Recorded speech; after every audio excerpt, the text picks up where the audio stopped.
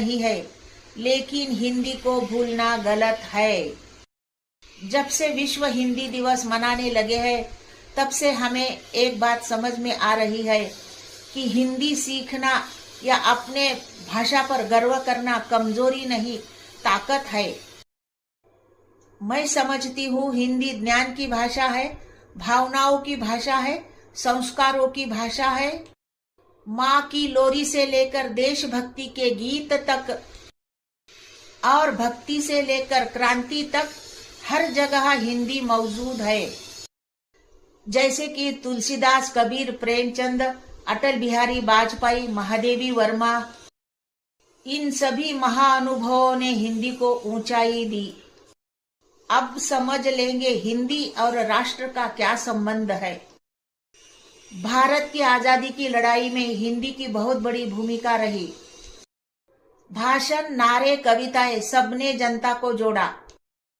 आजादी के समय वंदे मातरम, इनकलाब एक केवल वाक्य नहीं बल्कि क्रांति की आवाज थी।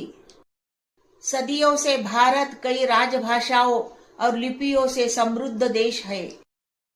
यहाँ पर कई सारी भाषाएं बोली जाती थी और है।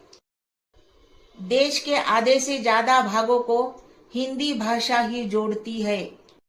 भले ही अंग्रेजी का प्रचलन आजादी के समय भी था और इधर इधर भी और ज्यादा बढ़ गया है, लेकिन अब तो हिंदी ही अधिकतर देशवासियों की मातृभाषा है। हालांकि भारत में हिंदी को राष्ट्रभाषा का दर्जा नहीं मिला है, लेकिन राजभाषा के तौर पर हिंदी की खास पहचान है। भारत के साथ ही विदेशों में बसे भारतीयों को हिंदी भाषा एकजुट करती है। हिंदी हिंदुस्तान की पहचान भी है और गौरव भी है। हिंदी को लेकर दुनिया भर के तमाम देशों में बसे भारतीयों को एक सूत्र में बांधने के लिए विश्व हिंदी दिवस मनाया जाता है। 10 जनवरी विश्व हिंदी दिवस